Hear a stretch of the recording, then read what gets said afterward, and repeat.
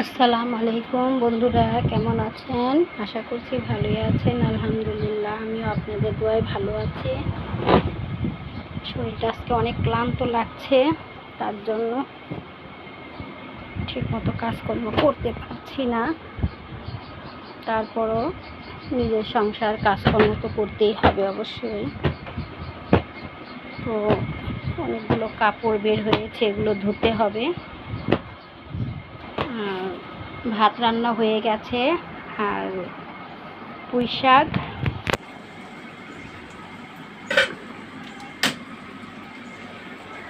আর লাউ শাক দিয়ে তেলাপিয়া মাছ রান্না করলাম, মানে মাখা মাখা করে আর কি রান্না করলাম। আর এখানে আছে টমেটোর চাশনি, সাথে থাকবে মুসুরির ডাল আর একটু আলুর ভর্তা। আজকে আমার দুপুরের জন্য এই আয়োজন করলাম।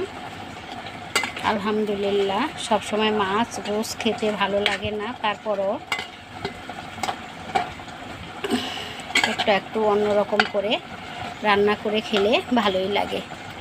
তো এখানে আমি হাফ কেজি টমেটো নিয়েছি, 10টা কাঁচামরিচ কেটে নিয়েছি, আর একটা রসুন কুচি, আর সামান্য পরিমাণ একটু হলুদ, মরিচ আর একটু ধনে জিরে দিয়েছি টমেটো চাটনি করার জন্য। আমার কাছে এই টমেটো চাটনিটা খেতে খুবই ভালো লাগে। আপনাদের কাছে কেমন লাগে অবশ্যই কমেন্টের মাধ্যমে জানিয়ে দেবেন। আর বন্ধুরা, আপনারা ভিডিও দেখেন ঠিকই, আপনারা লাইক কমেন্ট করেন না, খুবই কষ্ট লাগে। তো আশা করছি আপনারা ভিডিও দেখার সাথে সাথে একটা লাইক আর কমেন্ট করে দিবেন।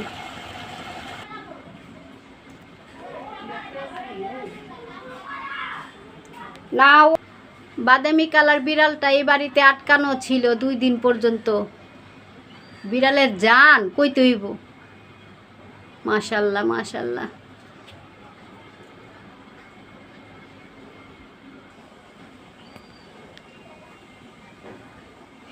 কতগুলো কাপড় জমেছে, এগুলো ধুতে হবে। এই যে দেখেন বন্ধুরা, কতগুলো কাপড় রাখা আছে, আবার নিচেও রাখা আছে। এগুলো ধুতে হবে। রান্না শেষ করে তারপরে কাপড় ধুতে বসবো। আর গাছগুলো দেখেন কোথায় কোথায় রেখেছি, কারণ যেহেতু আমাদের টিনের চাল, ছাদ না।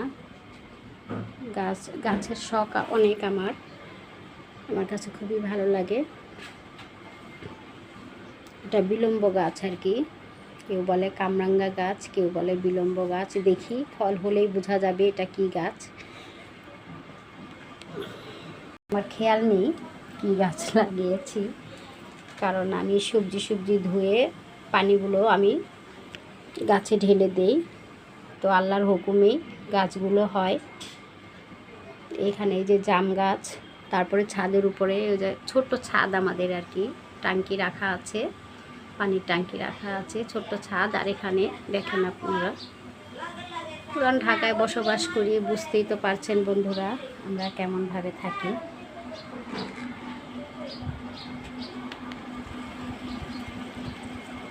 একটু শেয়ার করে নিলাম। বিছানাটা একটু গোছাতে হবে, তারপরেও যতটুকু পেরেছি করেছি। আর খাটটা আজকে পরিষ্কার করতে হবে, ওখানে একটু ধুলা জমেছে, ধুলাগুলো পরিষ্কার করতে হবে। আর এখানে এই যে কটা কাপড় ধুয়েছিলাম এগুলো রাখা আছে, এগুলো ভাঁজ করতে হবে। যে দেখেন এগুলো সব গুছাতে হবে আর কি, অনেক কাজ বন্ধুরা, তাই একটু শেয়ার করে নিলাম। যদি আমার ভিডিও দেখতে ভালো লাগে তাহলে অবশ্যই লাইক কমেন্ট করে পাশে থেকে যাবেন, আর বেল আইকনে একটা ক্লিক করে দেবেন, নোটিফিকেশন আপনাদের কাছে পৌঁছে যাবে। আমি মাঝে মধ্যে একটু ভাতের মার খাই, ভাতের মারে অনেক উপকার। আমি এত ঘনটা খেতে পারি না, একটু পাতলা করে খাই আর কি, তো উপরের দিকটা কমিয়ে নিই, একটু ফেলে দিই, এই এতটুকু খাবো, অনেক উপকার।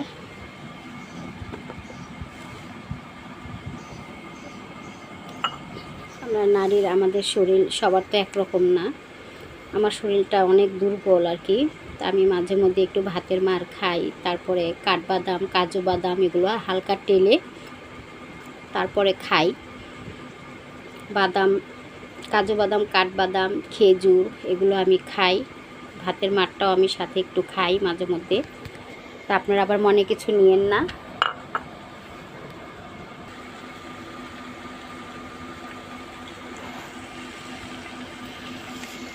চাটনিটা হয়ে গেছে,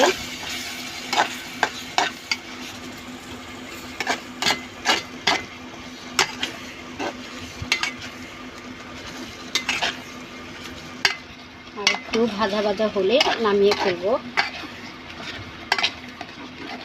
কাঁচামরিচ একটু বেশি দিয়েছি, ঝাল ঝাল না হলে, টকের সাথে একটু ঝাল না হলে মজাই লাগে না।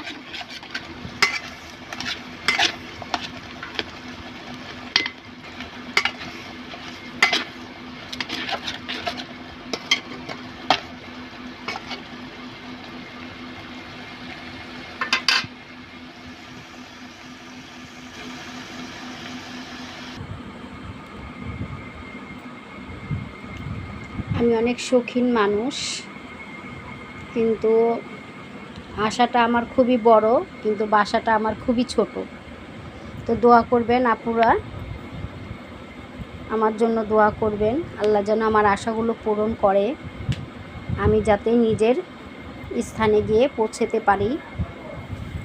এখন বর্তমানে 3-4 মাস ভাড়া থাকতে হবে আমাকে, তারপরে যদি আল্লাহ তৌফিক দেয় বাড়িঘর করে নিজের বাসায় উঠব ইনশাল্লাহ, আশা রাখছি। যদি আপনাদের দোয়া থাকে তাহলে অবশ্যই আমি এগিয়ে যেতে পারবো। তা আমার হাজব্যান্ডের জন্য আপনারা দোয়া করবেন, আমার হাজব্যান্ডের জন্য আপনারা দোয়া করবেন, আল্লাহ যেন তাকে ন্যাক হায়াত দান করেন,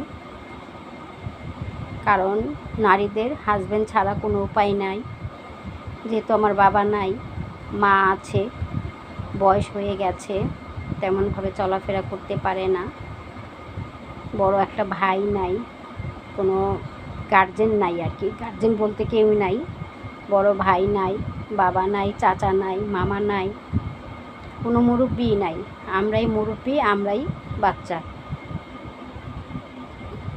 কারণ আমার মা খালাদের কাছে আমরা এখনও শিশু বাচ্চা। তো রোজার আগে, রোজার শবে বরাতের পরপরই আমার বড় খালাটা মারা গেছে, তো দোয়া করবেন তার জন্য, আল্লাহ যেন তার কবরে যাতে তাকে শান্তিতে রাখেন, তাকে যেন আল্লাহ পাক যেন জান্নাতুল ফেরদাউস নসিব করে দেন। 2-2.5 মাস চলছে আর কি আমার খালাটা মারা গেছে, আর 1-1.5 বছর হয়েছে আমার ভাই মারা গেছে, আমার 1.5 বছরের ছোট, স্ট্রোক করে মারা গেছে। আমাদের ফ্যামিলির ভিতরে সবাই, আমাদের ফ্যামিলিতে মনে করেন আমার চাচা, আমার দাদা, আমার বাবা সবাই স্ট্রোকের রোগী, সবাই স্ট্রোক করে, কেউ ব্রেন স্ট্রোক করে মারা গেছে, কেউ হার্ট স্ট্রোক করে মারা গেছে। জানি না আমি আজকে আপনাদের সাথে কথা বলছি, কালকে কথা বলতে পারবো কি না আমি নিজেও জানি না, আল্লাহই তা ভালো জানেন। তো যদি আমার ভুল ত্রুটি হয়ে থাকে ক্ষমা দৃষ্টিতে দেখবেন।